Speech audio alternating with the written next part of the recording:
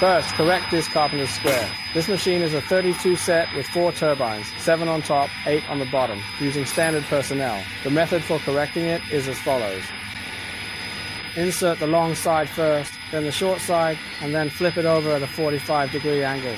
When it arches, it bends upward like this. So, we start by inserting from the long side.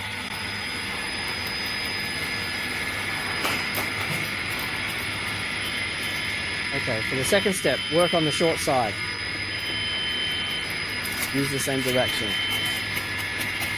The third key step is to flip it over, and after flipping, insert it in at about a 45-degree angle like this. Okay. Now let's take a look at the inspection results.